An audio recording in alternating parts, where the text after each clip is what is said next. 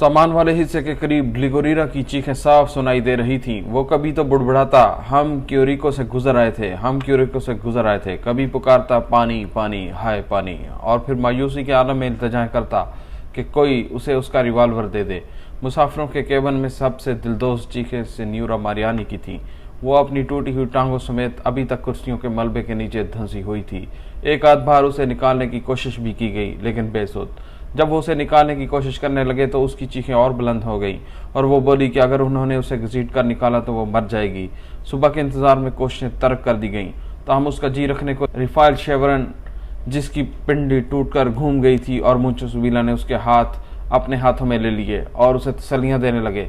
कुछ देर तो वो बेचारी चुप रही, लेकिन दर्द के हाथों मजबूर होकर फिर चीखने चलाने लगी। खुदा के लिए चुप हो जाओ, औरों की भी यही हालत है। जहाज के पीछे हिस्से से किसी की डांट की सुनाई दी। उस पर उसकी चीखों पुकार और भी बढ़ गई। शट अप कार्लिट्यूस पेस चिल्लाया, वरना मैं आकर तुम्हारा मुंह तोड़ दूंगा। लेकिन वो रोती रही, सिसकती रही, यहाँ तक कि नकाहत से उस पर गनूदगी तारी हो गई। लेकिन फिर एक लड़के ने, जो दरवाजे की तरफ जाने की कोशिश कर रहा था, उसके जिस्म पर पैर रख दिया और वो चीखने लगी, ये मुझे मार डालेगा, ओह इसे पकड़ लो। वो हज़ियानी हालत में कहे जा रही थी। इस कातल एडवर्ड ओस्टार्च को उसके कज़न ने खींचकर फर्श पर बिठा लिया। वो कुछ देर तो बेसुध बैठा रहा, लेकिन फिर ऐसे उठा जैसे कोई सोते में चलता हो। उसने दूसरों के जिस्मों पर पैर रखते हुए कुर्सियों के ढेर पर चलना शुरू कर दिया। उस कोशिश में उसका पैर अमले के कार्लोस रोक पर जा पड़ा। वो जहाज में मैकेनिक था। उस पर पैर रखा गया तो वो खालिस फौजी अंदाज में चिल्लाया, अपनी पहचान कराओ, अपनी पहचान कराओ, मैं कहता हूँ अपने कागजात निकालो। लेकिन जब एडवर्ड स्टार्च ने अपना पासपोर्ट उसे न दिखाया और बदस्तूर दरवाजे की तरफ जाने की कोशिश में उसके जिस्म से टकराता रहा, तो वो चीखा, मदद मदद, ये पागल है, ये पागल है, ये मुझे मार डालेगा। एडवर्ड स्टार्च के कज़न ने एक बार फिर हिम्मत की और उसे खींचकर अपने पास गिरा लिया। जहाज के एक और हिस्से में एक लड़का, पूंचो डिलगाडो, अचानक उठा और ये कहते हुए दरवाजे की तरफ चिल्लाया, मैं जरा दुकान तक जा रहा हूँ, कोका कोला लेकर अभी लौटा। कार्लिट्यूस पेस बोला, जा तो तुम रहे हो, मेरे लिए सोडा वाटर लेते आना। कहते हैं नींद कांटों पर भी आ जाती है। इस वहशतनाक माहौल में भी चंद लड़कों ने पलकें मूंद ली और कुछ ऊँग भी लिए। लेकिन रात बहुत तवील थी, आहें और सिसकियाँ जारी थी। कुछ खामोशी होती तो किसी को प्यास सताती। गुप्त अंधेरे में वो दरवाजे की तरफ जाने की कोशिश करता कि बर्फ खाकर प्यास बुझाए। हाथ को हाथ सजाई न देता था। किसी के हाथ पर पांव पड़ता, किसी के मुंह पर, और फिर चीखों पुकार का सिलसिला जारी हो जाता।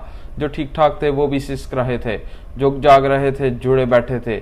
मसनूई रुकावट के अलावा जहाज के ढांचे की दीवारों में जो सुराख हो गए थे, हवा उनसे अभी अंदर आ रही थी। सबसे ज्यादा तकलीफ में वो थे जो दरवाजे के करीब बैठे थे। उनके जिस्म सुन्न हो चुके थे और बर्फ के गालों से उनके रुखसार झलने लगते थे। वो एक दूसरे के हाथ और पैर मलते के खून की गर्दिश जारी रहे। सबसे बुरी हालत नेंदो पेरिडो, उसकी बहन सोसना और एबल की थी। वो एक दूसरे की कोई मदद नहीं कर सकते थे। जख्म तीनों के गहरे थे, लेकिन सिर्फ नेंदो बेहोश था। दुखों से बेनियाज वो बेसुध पड़ा था। एबल बेबसी से पुकारता, मदद मदद, उफ कितनी सर्दी है, खुदा के लिए मदद मदद। लेकिन कौन उसकी मदद को आता। सोचना बार बार माँ को पुकार रही थी, माँ माँ आओ चलें, आओ यहाँ से चलें, माँ ये भी कोई जगह है, आओ भाग चलें, माँ माँ आओ घर चलें, माँ। फिर वो नर्सरी स्कूल का कोई गीत अलापने लगती। रात को मेडिकल के तीसरे तालिब इल्म डिगो स्टार्म को ख्याल आया कि नींदो पेरिडो को ज्यादा जख्म नहीं आए, उसे जहनी सदमा ज्यादा पहुंचा है। उसने अपने साथियों से बात की, उसे खींचकर अपने दरमियान लटाया और मालिश करके उसे गर्म रखने की कोशिश करने लगे। रात खत्म होने का नाम न लेती थी। एक बार तो जरबीनो समझा कि शायद सुबह हो गई। मसनूई दीवार से उसे शहर की कुछ सफेदी नजर आई थी। उसने घड़ी के डाल पर निगाह डाली तो अभी रात के सिर्फ 9 बजे थे। बाद में जहाज के दरमियानी हिस्से में कुछ लोगों को यूं लगा जैसे बाहर उन्होंने किसी अजनबी की आवाज़ सुनी। वो समझे कि शायद कोई इमदादी पार्टी आन पहुंची, लेकिन बाद में मालूम हुआ कि ये सोचना थी जो अंग्रेजी में दुआएं मांग रही थी। बेलाखिर सुबह हुई। 14 अक्टूबर का सूरज तलू हुआ तो उन्होंने देखा कि बर्फबारी से फेयरचाइल्ड का आधा ढांचा बर्फ में छुप गया है। ये ढांचा 11,500 फुट की बुलंदी पर चिली की टंगवी, रिरिका के आतिशफशां पहाड़ और अर्जेंटाइन के कैरो सोस्नियाडो के पहाड़ के दरमियान पड़ा था। ये अंडीज के वस्त में तबाह हुआ था, ताहम उसकी पोजीशन अर्जेंटाइन की सरहदों से करीब थी। ढांचा तिरछा पड़ा हुआ था, उसकी नाक जमीन में धंस गई थी, जिसका रुख नीचे की तरफ था, जहां वादी में गहरी होती चली गई थी। बाकी 3 अतराफ में बर्फ की दबीज तहों के उस पार बुलंद होते पहाड़ों की दीवारें थी, ढलानें थी। ढलानें बिल्कुल आमूदी नहीं थी, लेकिन उनके फैलाव से खौफ आता था। कहीं कहीं आतिशफशानी चट्टानों का मटियाला या सुर्ख सा हिस्सा भी नजर आता था, लेकिन रोईदगी न थी। कोई घास फूस, कोई झाड़ी, कोई पौधा, कुछ नहीं था। जहाज जहां गिरा था वो सिर्फ पहाड़ ही नहीं, सहराओं का मंजर भी पेश कर रहा था। सबसे पहले टीम कैप्टन मार्सिलो पेरिस और एक और खिलाड़ी राय हार्ले बाहर आए। तमाम रात वो जिस रुकावट को खड़ी करने की कोशिश करते रहे थे, उसे उन्होंने ठोकरों से उड़ा दिया। बाहर निकले तो देखा कि बर्फ थम चुकी थी, ताहम आसमानों पर बादल छाए हुए थे। कोहर और पाले की वजह से बर्फ जम चुकी थी और वो उस काबिल थे कि इधर उधर चल फिर सकर सूरत हाल का जायजा ले सकें। ढांचे के अंदर कैनिसा और जरबीनो ने फिर जख्मियों का मुआयना शुरू किया तो देखा कि रात में 3 और अफराद लुकमाजल बन गए थे। पंचायतो एबल सोसना पेरिडो के जिस्म पर साकत पड़ा था। सर्दी से उसके पैर काले हो गए थे। एक लम्हे को उन्होंने समझा कि सोसना भी मर चुकी होगी, लेकिन जब उन्होंने एबल को हटाया तो देखा कि वो अभी जिंदा थी और होश में थी। सर्दी की वजह से उसके पैर भी नीले पड़ चुके थे और वह कह रही थी, माँ मेरे पैर दुख रहे हैं, माँ आओ घर चले। तुम बोलती क्यों नहीं? माँ हमेशा हमेशा के लिए खामोश थी। कैनिसा सोसना की कुछ मदद ना कर सकता था। पाले से उसके पांव मजमंद हो गए थे। उसने मालिश करके उनमें खून का दौरान जारी करने की कोशिश की, लेकिन कोई फायदा ना हुआ। उसने उसकी आंखों पर लगे खून के लोथड़े हटाए तो सोसना इस बात पर खुश हो गई कि उसकी बिनाई बाकी थी और वो मरी नहीं थी। उसने कैनिसा का शुक्रिया अदा किया। कैनिसा को मालूम था कि उसके चेहरे पर आने वाली खराशें तो मामूली हैं। उसे ज्यादातर गुम चोटें आई थीं, लेकिन वो क्या कर सकता था? जहाज में ना कोई सहूलत थी न दवाएं, सिर्फ वो गोलियां मैसर थीं जो कार्लिटूस स्पेस ने मेंडोजा में खरीद ली थी, या फिर एक बैग से लेब्रियम और वेलियम की कुछ गोलियां मिली थीं जिनके बाजू या टांगे टूट गई थीं। उन्हीं सहारा देकर बांधने के लिए खिच्चियां तक नहीं थीं। इसलिए कैनिसा ने ऐसे तमाम लोगों को हदायत की कि वो सूजन कम करने के लिए अपने टूटे हुए अज़ाब बर्फ पर रखें। नशिस्तों पर पड़े हुए कपड़ों से जो पट्टियां बनाई गई थी, कैनिसा उन्हीं जोर से बांधते हुए भी डरता था, मबादा सख्त सर्दी में खून की गर्दश ही रुक जाए। जब वो सिन्यूरा मारियानी के पास आया तो समझा कि शायद वो मर चुकी है। वो घुटनों के बल झुका और उसे निकालने की कोशिश की, लेकिन वो चीख उठी, मुझे मत हाथ लगाओ, तुम मुझे मार डालोगे, दूर रहो मुझसे।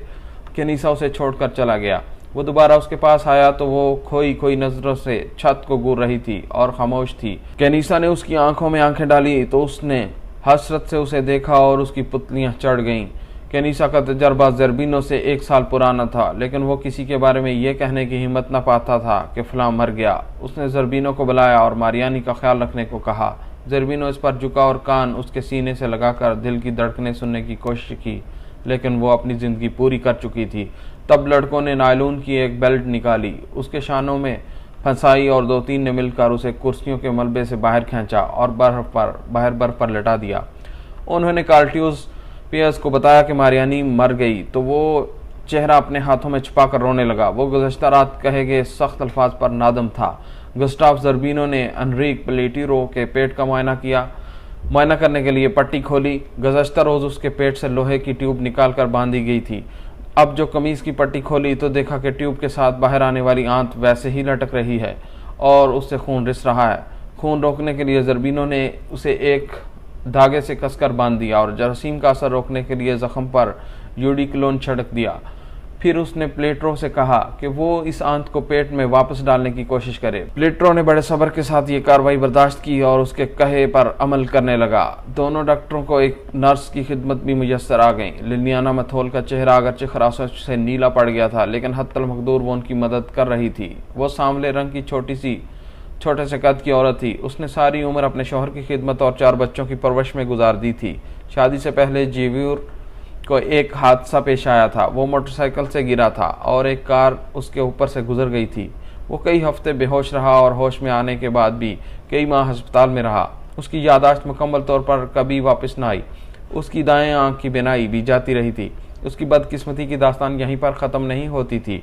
जब वो 21 साल का था तो उसके ख़ानदान ने तंबाकू की पैदावार और मार्केटिंग में आला तालीम के लिए उसे क्यूबा और फिर अमेरिका भिजवाया। शुमाली कैलिफोर्निया के एक कस्बे विलिसन में एक तिब्बी मुआयने के दौरान में उसे बताया गया कि उसे तपदिक है। उस वक्त वो इस बीमारी के इस मरहले में था कि उसके लिए यूरुग्वे वापस आना मुश्किल था। चनाचे उसे 5 महीने शुमाली कैलिफोर्निया के एक सैनिटोरियम में गुजारने पड़े। वापस आकर फिर 4 महीने वो बिस्तर पर पड़ा रहा। यहाँ उसकी गर्लफ्रेंड लिलियाना मैथोल उसकी इयादत को आया करती थी और उसका हौसला बढ़ाया करती। वो 20 साल की उम्र से उसे जानता था। 16 जून 1960 ईस्वी को उनकी शादी हो गई थी। हनीमून मनाने के लिए वो ब्राजील गए। उसके बाद से वो सिर्फ एक दफा परदेश गए थे और जनूबी अर्जेंटाइन में झीलें देखकर आए थे। अब वो दोनों अपनी शादी की 12वीं सालगिरह मना रहे थे। जेवियर लिलियाना को चिल्ली की सैर के लिए ले जा रहा था। हादसे के बाद सबसे पहले लिलियाना ही ने महसूस किया कि जेवियर मैथोल को बुलंदी की वजह से चक्कर आ रहे हैं। उसे मतली महसूस होती थी, सर चकराता था, दिल घबराता था, निकाहत हद से ज्यादा थी। उसके कदम बोझल थे और दिमाग सो गया था। उसे कहीं भी जाना होता लिलियाना उसे सहारा देती, ले जाती और मुसलसल हौसला बढ़ाती। दूसरे लड़कों के लिए भी वो शफकत और राहत की अलामत थी। उनमें से अक्सर की उम्र 20 साल से ज्यादा नहीं थी और ज्यादातर ऐसे थे जिनकी माएँ और बहनें अभी तक उनके नखरे बर्दाश्त करती थीं। वो छोटी छोटी चीज़ों पर मचलते थे। मायूसी और वहशत भरे इस माहौल में फितरी तौर पर उनकी नज़रें लिलियाना की तरफ ही उठती थीं, जो सोचना के बाद जिंदा रह जाने वालों में वाहिद औरत थी। वो उनकी पुकार का जवाब देती, शफकत से बात करती और उनके हौसले बढ़ाने में लगी रहती। पहली रात तो मार्सिलो और उसके दोस्तों के कहने पर वो जहाज के बेहतर हिस्से में जा लेटी, लेकिन दूसरी रात उसने इसरार किया कि उससे बाकी लोगों जैसा सलूक ही किया जाए। अगरचे कुछ लड़कों का कहना था कि औरत होने के नाते उसे अलग जगह दी जाए, लेकिन जगह की कमी की वजह से उन्हें खुद एहसास हो गया कि महज जिन्स की बुनियाद पर किसी से भी तरजीही सलूक नहीं किया जा सकता। डॉक्टर और नर्स को 15 खिलाड़ियों में से सबसे कम उम्र अंतोनियो वजनतीन की तरफ मतवज्जा किया गया। यूं मालूम होता था कि उसे कोई दिमागी चोट आई है। वो गुमसुम था और उसे सामान वाले हिस्से में नवाड पर लटाया गया था। हादसे के दूसरे दिन उसकी आस्तीन से खून बहता देखा गया। उससे पूछगिछ हुई तो बोला कि नहीं, मैं ठीक ठाक हूँ। लेकिन लिलियाना ने उसकी जैकेट हटा कर देखी तो कमीज खून में तर थी। दोनों डॉक्टर को बुलाया गया। जैकेट उतारने की कोशिश नाकाम हो गई तो एक छोटे से चाकू से उसे काट दिया गया। जो ही कमीज हटाई तो खून का एक फवारा उबल पड़ा। उन्होंने टोर्निकेट बांधा। मालूम हुआ कि उसकी एक रग भी कट गई है। डॉक्टर जानते थे कि वो ज्यादा देर नहीं जी सकेगा। जो कुछ उनके बस में था उन्होंने किया और फिर बेकसी के आलम में उसे दोबारा नवाड पर बैठा दिया। वजनतीन को कोई दर्द महसूस न होता था, अलबत्ता नकाहत की वजह से वो बैठ भी नहीं सकता।